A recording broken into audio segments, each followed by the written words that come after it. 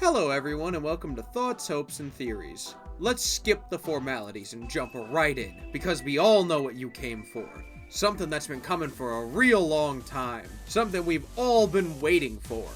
Rodion's got a new Zayn E.G.O to use. Into the Sunset is a bleed burn E.G.O that heals allies. It prioritizes allies with the lowest HP on the field, and it also applies Scarlet Moth to them.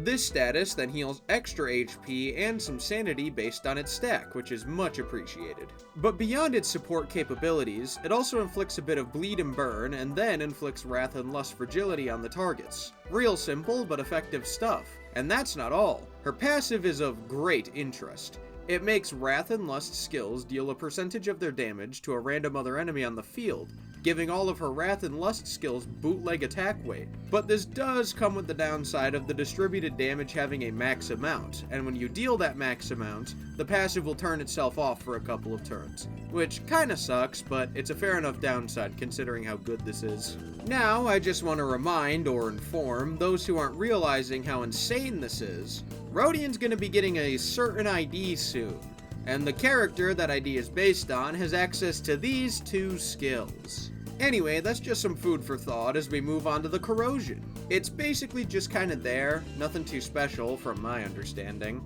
It deals damage and applies Scarlet Moth randomly among allies, which is neat. There's not many Corrosions out there that heal allies, but alongside that, she also applies burn and bleed count. Overall, this E.G.O is going to be pretty useful, I'd say. Specifically, I'm thinking it's going to be better on burn than bleed, but it will probably be good on both. Mainly because IDs that do burn and bleed have Wrath and Lust, so they'll be able to make use of the Wrath and Lust fragility the most. But even if it's somehow totally useless, it's still a Zayn E.G.O, meaning it changes base resistances, instantly making it a pretty good pickup. Well, with that out of the way, I think that's about it. Time to go use these hair coupons I found and get my hair done. Hey, does anyone else hear that music?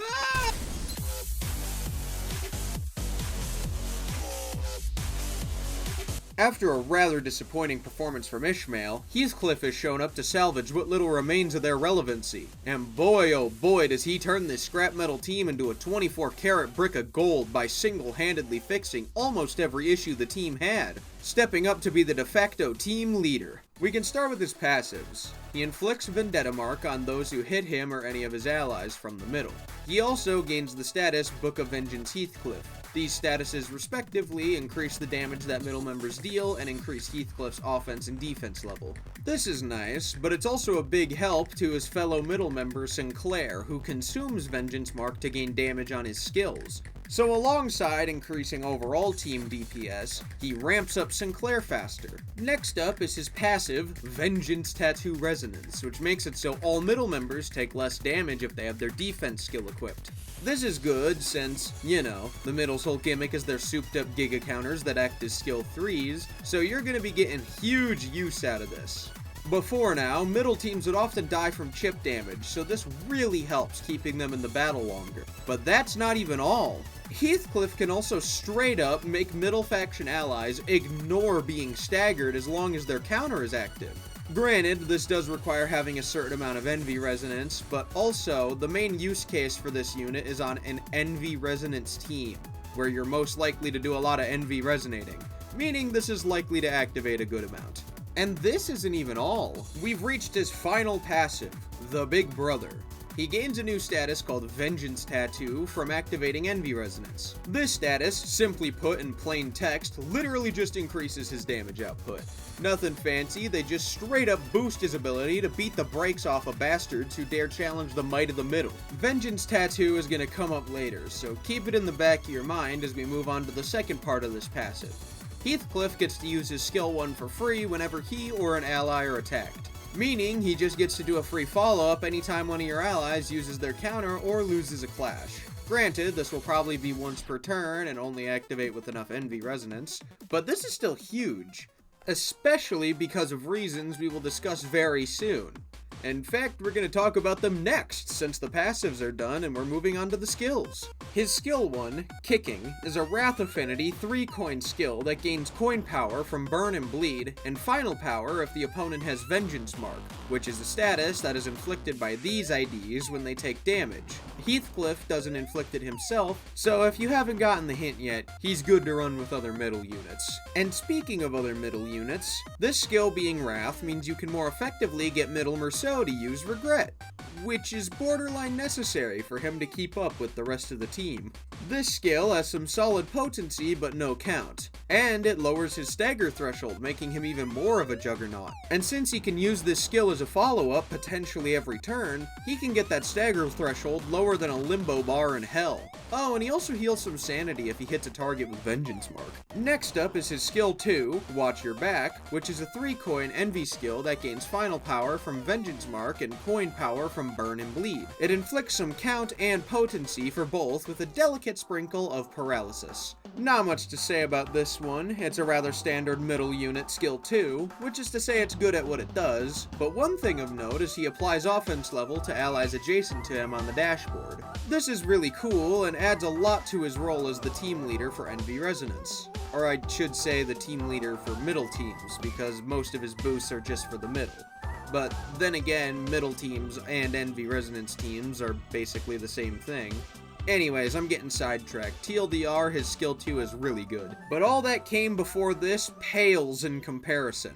We've got the mother of all envy right in front of us. A skill that has struck fear into the hearts of many a Limbus player, as we got one of the harshest doses of reality beaten into our skull. My hair coupons is a single coin envy affinity skill that gains final power from Bleed and Burn as well as Envy Resonance. It also gains offense level from Resonance and gains even more final power if the main target has Vengeance Mark. He then gains attack weight if you have enough Envy A Resonance, and then gains more attack weight if you have enough Book of Vengeance Heathcliff, totaling out to 3 attack weight.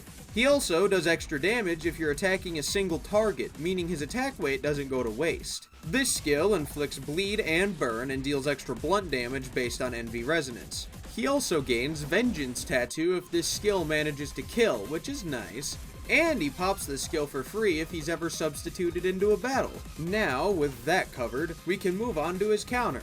His counter is a stock standard middle defensive. At presumably 6 NVA Resonance, you will activate your skill 3 as a counter.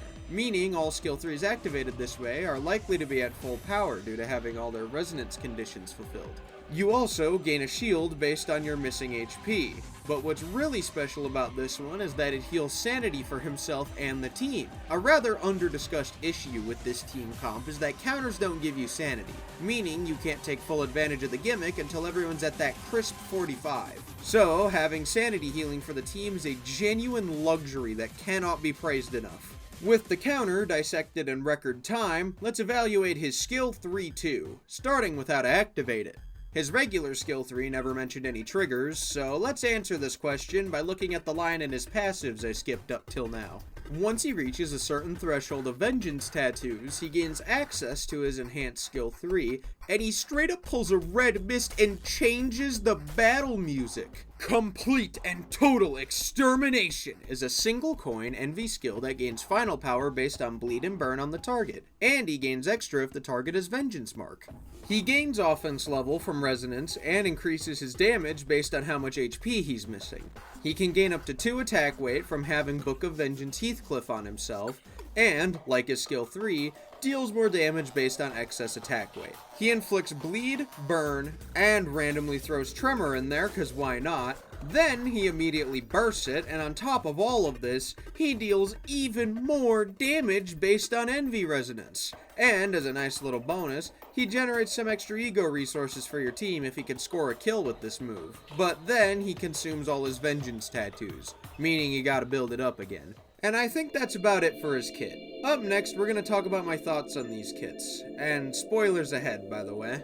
I think these are both really cool. Obviously, Ricardo Cliff is the highlight, but this Rodion E.G.O is very, very cool. Even if it's pretty clearly designed around the upcoming Valencina Rodion ID, Heathcliff hopefully is going to be the spark that makes Envy-Res teams finally relevant, as they're pretty fun to play on their own, so hopefully this ID will bring more eyes to them. And even if this somehow doesn't do it, we have Otias just around the corner, so this team seems to only be going up. Now there's kind of an elephant to address, and it's the fact that they gave a Ricardo ID Burn for no reason. And my response to that is, bruh, we need more Burn middle IDs. Sure, it doesn't make much sense, but it's also the only way they as a team are ever going to be able to fulfill their conditionals, since I'm pretty sure most people know the middle's bleed infliction is, subpar, and that's putting it generously. Having burn means that Ricardo Clef doesn't fall into the same trap Sinclair does, being a good ID that's held back by inability to activate their own coin power conditionals. Plus, we need more burn IDs in general, bro. Have you seen the state of this team?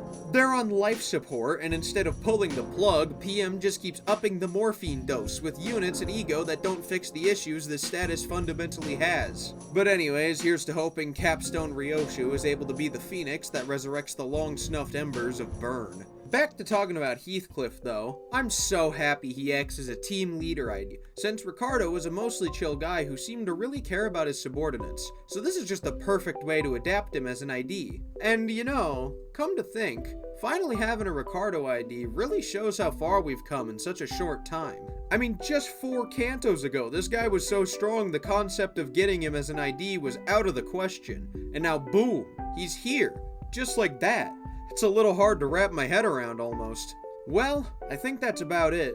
Let me know in the comments what you think of Envy Resonance teams. I personally like them a whole bunch and believe that now is the best time to check them out, since they seem to be getting into a much more comfortable spot than they once were. And they're gonna get another heavy hitter soon. Here's my Season 7 tier list so far. Ricardo Cliff is gonna go to the top of really good. He has the potential to rise, depending on his numbers, at the fact we might get another middle member soon that will likely boost his usefulness, and Into the Sunset Rodion is gonna go to the middle of really good, right next to a ring ID, also with potential to rise. If you enjoyed, leave a like and maybe subscribe for more. I'm trying to reach 3K subs by the end of the year, so every subscriber is appreciated. I hope you have a good day, and see you later!